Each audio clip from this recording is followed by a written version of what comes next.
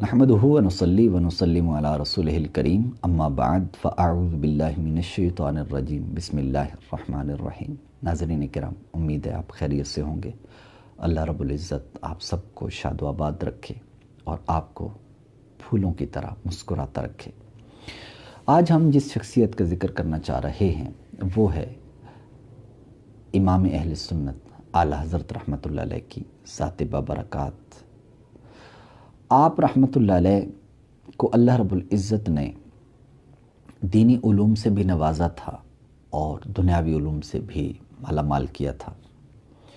आला हज़रत रहमतुल्लाह अलैह के बारे में जब हम इस माहौल के साथ वाबस्ता नहीं हुए थे, जब तक इल्मी माहौल मुयस्सर नहीं था, उलमा से और इल्मी शख्सियात से सुना करते थे कि आला हज़रत रहमतुल्लाह अलैह बहुत बड़े हिसाबदान थे, बहुत बड़े रियाज़ीदान थे।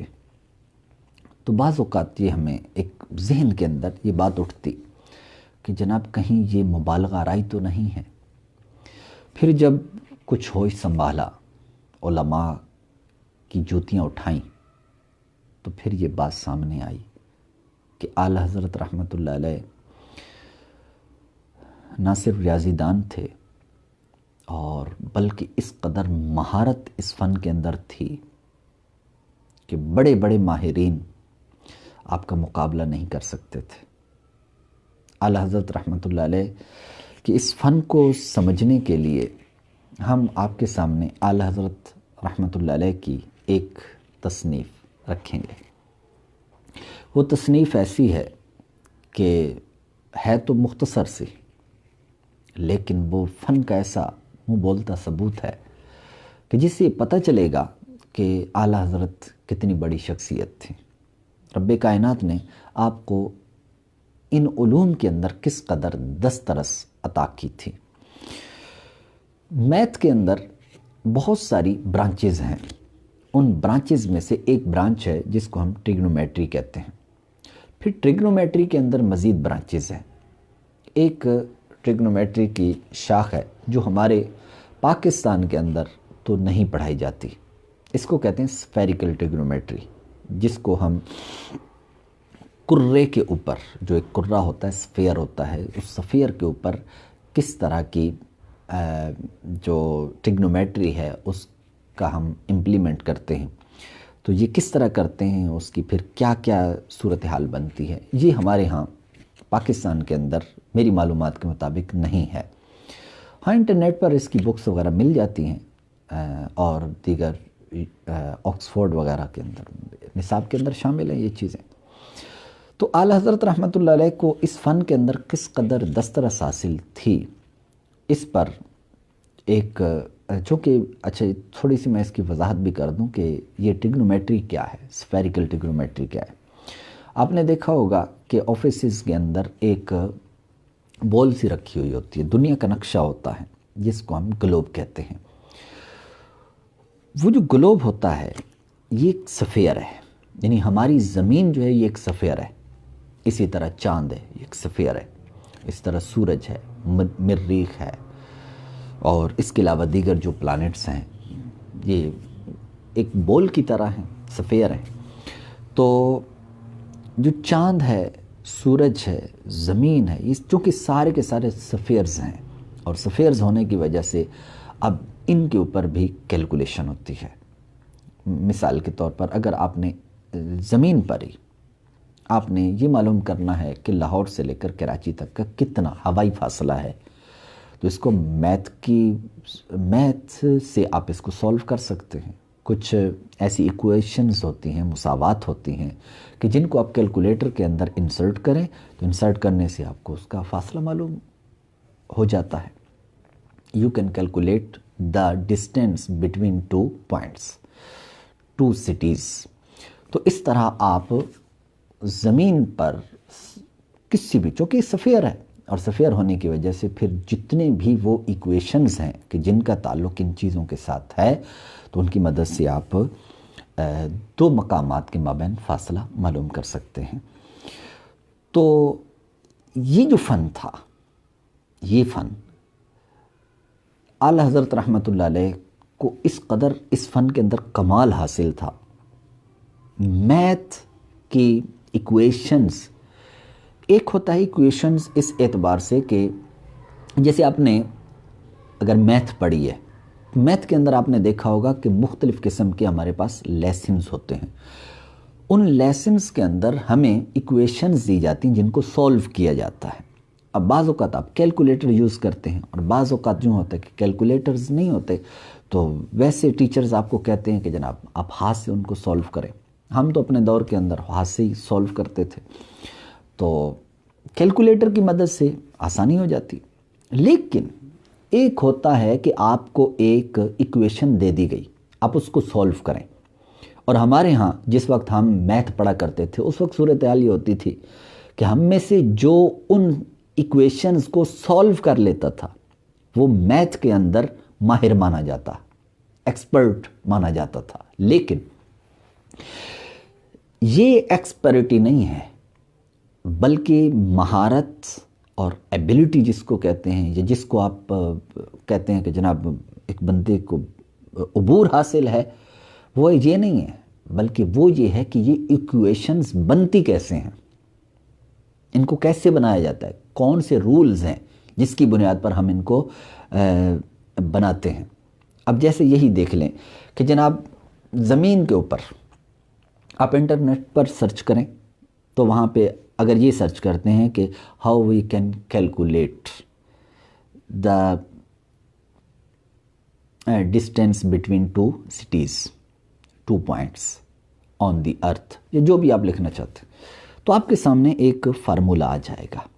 یا یہی لکھ لیں کہ formula for calculating between 2 points, یوں آپ لکھ دیں تو اس طرح آپ کے سامنے ایک فارمولہ آ جائے گا.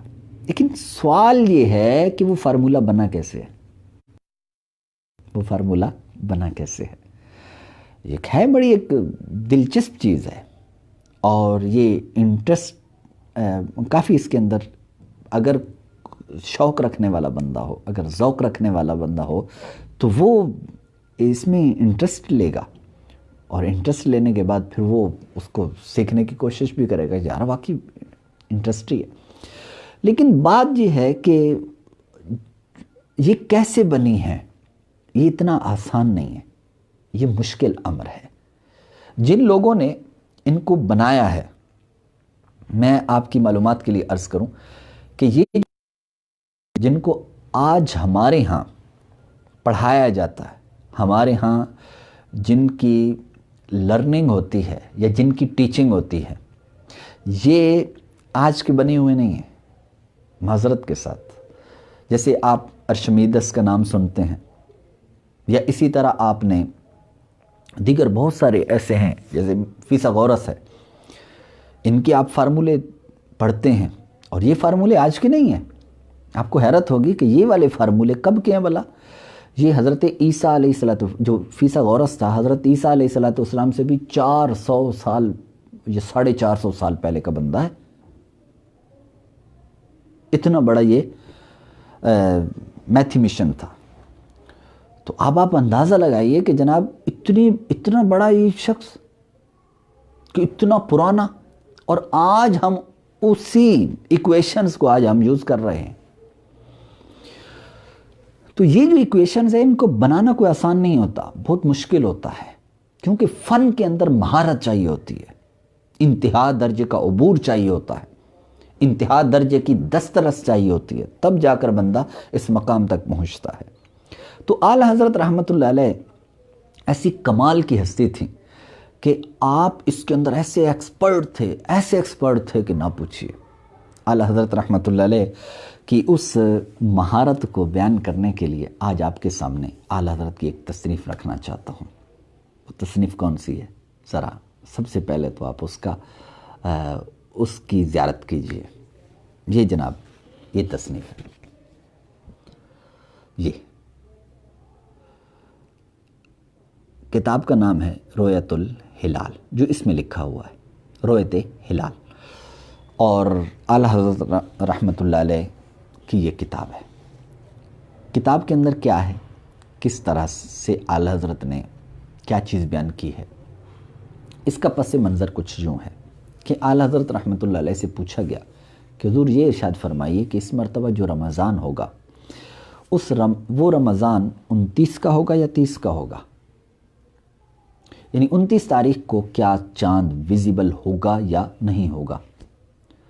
سائنسی اعتبار سے سائنس کی پوزیشن، مون کی پوزیشن کیا ہوگی، تو وہ مون پوزیشن آپ کیلکولیٹ کیجئے، پھر اس کے بعد جو پیرامیٹرز ہیں اس کے بارے میں، تو اس کے اوپر آپ ان کو جانچیں، اور جانچنے کے بعد پھر ہمیں بتائیے کہ چاند 29 تاریخ کو نظر آئے گا یا نہیں آئے گا۔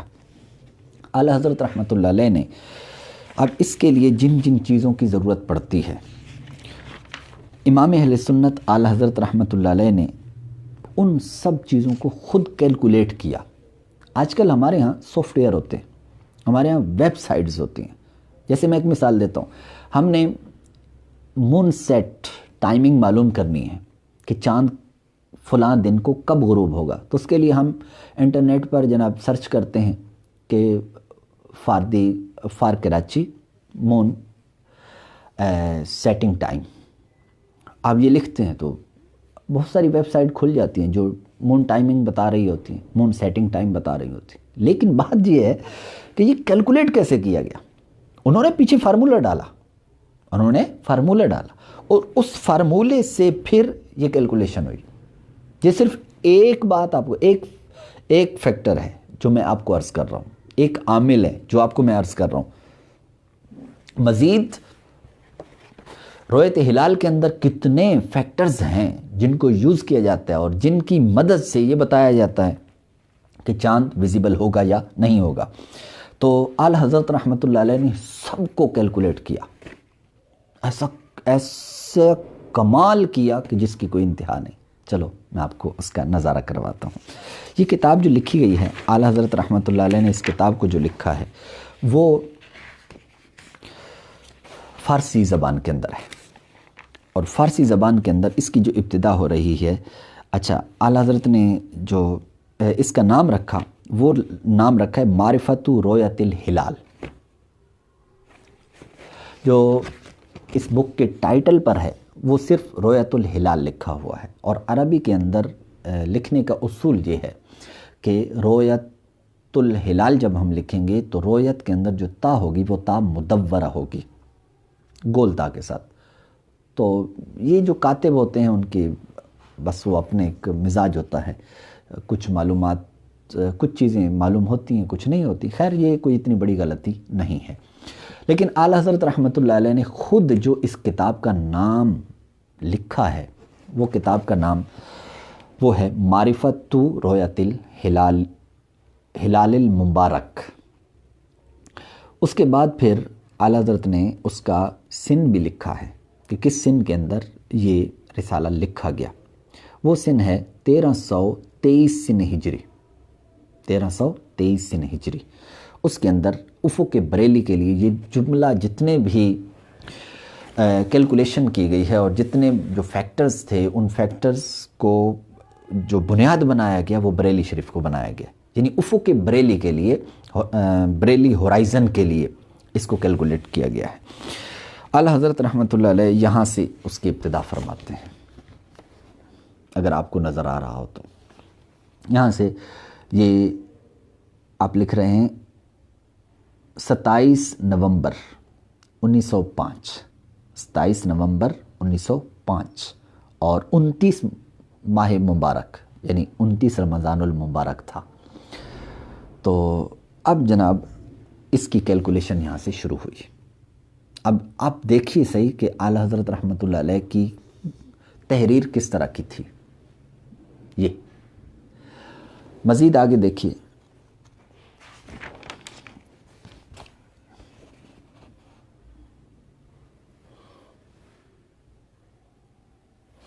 اس طرف دیکھیے،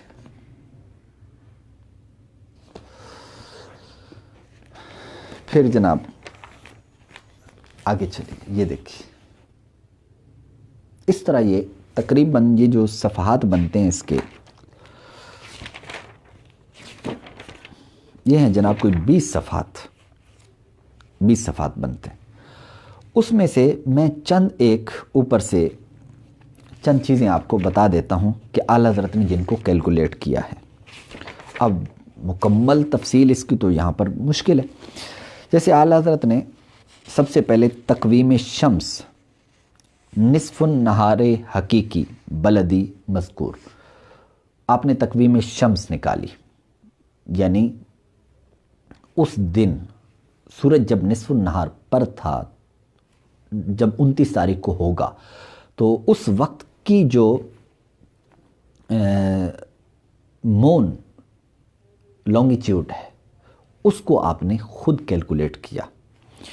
پھر اس کے بعد آپ نے وقت استحلال وہ بیان کیا۔ وقت استحلال کا مطلب یہ ہے کہ جس وقت پر چاند قابل رؤیت ہوگا، یعنی ہلال بنے گا، تو آپ نے اس وقت کی کیلکولیشن کی، کیونکہ اس کے لیے دو چیزوں کی ضرورت پڑتی ہے، ایک ہے سورج غروب کے وقت کی اور ایک ہے چاند کے غروب کے وقت کی، یہ دونوں ضروری ہوتے ہیں۔ تو آپ نے یہ معلوم کیا۔ اچھا، اس کے لیے آپ نے بہت سارے طریقے ہوتے ہیں۔ جب ہم سن سیٹ ٹائمنگ جو ہوتی ہے وہ کیلکولیٹ کرتے ہیں تو اس کے لیے بھی وہ 3-4 فارمولے ہیں۔ اعلیٰ حضرت رحمۃ اللہ علیہ نے یہاں جو فارمولہ بیان کیا ہے وہ فارمولہ وہ نہیں ہے جو عام بیان کیا جاتا ہے، ہمارے ہاں انٹرنیٹ پر ہوتا ہے۔ یہ فارمولہ الگ ہے۔ اس فارمولے کے اندر اعلیٰ حضرت نے تقویم لے کر آئے، اس تقویم کے ذریعے سے آپ نے اس کو کیلکولیٹ کیا۔ اور اعلیٰ حضرت رحمۃ اللہ علیہ نے کہ خلیفہ مفتی ظفر الدین بہاری رحمۃ اللہ علیہ نے ذکر فرمایا ہے کہ یہ جو تقویم کا طریقہ ہے، تقویم کے طریقے پر جو کیلکولیشن ہوتی ہے یہ انتہا درجے کی ایکوریٹ ہوتی ہے۔ اس کے بعد پھر آپ نے مطالع تالے نکالا وقت استحلال پر۔ پھر اس کے بعد آپ نے اور بھی کافی ساری گفتگو فرمائی، ضمنی بھی کافی ساری گفتگو تھی۔ پھر آپ نے ارتفاع القمر الحقیقی یہ بیان کیا، یعنی مون الٹیچیوڈ وہ بیان کی۔ پھر اس کے بعد اس کو کیلکولیٹ کیا۔ پھر اس کے بعد آپ نے استخراج ارتفاع قمر بوجہ آخر، اس میں بڑا کمال ہے اعلیٰ حضرت کا۔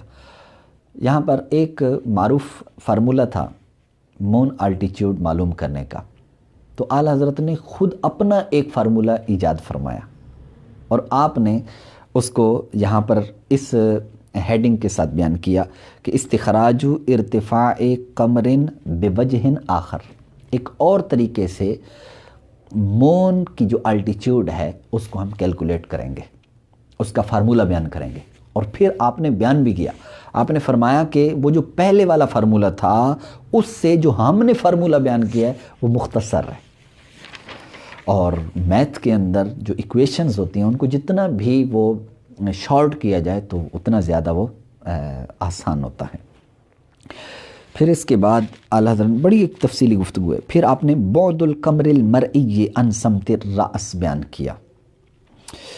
اچھا، پھر اس کے بعد ارتفاع العاشر نکالا۔ اب یہ چونکہ فنی بحثیں ہیں، ابھی فی الوقت تو بیان کرنے سے میں قاصر ہوں۔ ارض اقلیم الرؤیتی، یہ بھی علم اس کے اندر مون ویزیبلٹی کے اندر اس کی ضرورت پڑتی ہے۔ اس طرح ارض القمر المرئی یہ معلوم کرنا ہوتا ہے، کیونکہ اس کی پھر ہمیں وہاں مون الانگیشن کے اندر ضرورت پڑتی ہے، کیلکولیشن کے اندر۔ پھر آگے بڑھیے تو اعلیٰ حضرت نے اختلاف الارض، پھر اختلاف منظر الطول، پھر اس کے بعد ہے تقویم القمر المرئی، پھر اس کے بعد بود سوا، پھر اس کے بعد القمر المعدل یہ بیان کیا، پھر اس کے بعد البعد المعدل یہ بیان کیا۔ اور یہ ان ساری چیزوں کو بیان کرنے کے بعد پھر آخر کے اندر آپ نے بیان فرمایا، وہ کیا؟ آپ نے بیان فرمایا کہ پس رویت معمول است انشاء اللہ تعالی۔ آپ نے ذکر فرمایا کہ امید کی جا سکتی ہے کہ چاند کی رویت ہو۔ تو چاند کی رویت ہوگی انشاءاللہ. یہ آپ نے آخر کے اندر رزلٹ نکالا. تو اس طرح اعلیٰ حضرت رحمۃ اللہ علیہ نے اس کتاب کے اندر صرف ایک ہی چیز بیان کی. کون سی؟ کہ افق بریلی کے لیے، بریلی ہورائزن کے لیے آپ نے 29 رمضان المبارک کو یہ چیز بیان کی کہ جناب کیا چاند نظر آئے گا 29 تاریخ کو یا نہیں نظر آئے گا. اور یہ مکمل رسالہ اسی پر ہے. یہاں پر ایک ضمنی بات یہ بھی عرض کر دوں کہ اعلیٰ حضرت رحمۃ اللہ علیہ کا یہ کمال آپ نے یہاں دیکھا ہے. تو اس سے یہ بھی پتہ چلا کہ اگر 29 تاریخ کے یہ بیان کرنا کہ جناب 29 تاریخ کو چاند نظر آئے گا یا نظر نہیں آئے گا، تو یہ بیان کرنا یہ اعلیٰ حضرت کا طریقہ تھا. ایسا نہیں ہے کہ ان چیزوں کو جو ہے نا منع کیا جائے گا، نہیں جناب ان کو بیان نہیں کرنا. تو نہیں، ایسا نہیں ہے. اعلیٰ حضرت رحمۃ اللہ علیہ نے باقاعدہ کتاب ہی اسی پر لکھی ہے کہ آپ نے باقاعدہ بتایا ہے. اور آپ جانتے ہیں کہ جب بھی کوئی تحریر ہوتی ہے وہ کیوں کی جاتی ہے؟ اس لیے تاکہ منظر عام پر آئے، تاکہ اس کو بیان کیا جائے. پھر مزید انشاءاللہ کسی موقع پر اعلیٰ حضرت رحمۃ اللہ علیہ کی ایک اور بڑی کمال کی اسی فن کے اندر کتاب ہے، اس کا تعارف آپ کے سامنے رکھیں گے. یہ تو 20 صفحات تھے، وہ بڑی تفصیلی کتاب ہے، بڑی لینگتھی ہے. اور اس کے اندر جو آپ نے اس فن کے بلا مبالغہ علم کے دریا بہائے ہیں، وہ شاید میں نہیں سمجھتا کہ وہ شاید کسی انگلش کی کتاب میں ہو، کسی عربی کی کتاب میں ہو یا کسی اردو کی کتاب میں ہو. نہیں ہے. کمال ہے. اللہ تعالی ہم سب کو امام اہل سنت اعلیٰ حضرت رحمۃ اللہ علیہ کے علم سے بس صرف ایک قطرہ عطا فرما دے. یقین مانے ایک قطرہ بھی مل گیا نا تو شاید، میں سمجھتا ہوں، میرے اپنے ایک جذبات ہیں، میں سمجھتا ہوں کہ شاید ہمارا کوئی مقابلہ نہ کر سکے. مقابلہ کرنے کے لیے علم نہیں سیکھنا، لیکن ایک بندے کی میں سمجھانے کے لیے بات عرض کر رہا ہوں کہ اتنا اعلیٰ حضرت رحمۃ اللہ علیہ کا دریائے علم تھا. اللہ تعالیٰ ان کے فیوض و برکات سے ہمیں مستفیض فرمائے اور ہمیں اعلیٰ حضرت رحمۃ اللہ علیہ کے نقش قدم پہ چل کے اپنی زندگی کو گزارنے کی توفیق عطا فرمائے. کوشش کریں کہ اعلیٰ حضرت کی شخصیت کو آپ منظر عام پر لائیں، ان کی علمی کاوشوں کو، علمی جو ان کی نوادرات ہیں ان کو منظر عام پر لانے کی کوشش کریں. جس کے پاس جتنا وقت ہے، جتنی صلاحیت ہے، جتنی کوشش کر سکتا ہے، وہ اپنے تئیں کوشش کریں. کوشش کرنا ہمارا کام ہے، باقی اس کوشش کو پائے تکمیل تک پہنچانا رب کائنات کا کام ہے انشاءاللہ العزیز. اجازت دیجیے، مزید کسی ویڈیو کے ساتھ ہم پھر ملیں گے. آمین بجاہ النبی الامین صلی اللہ علیہ وسلم.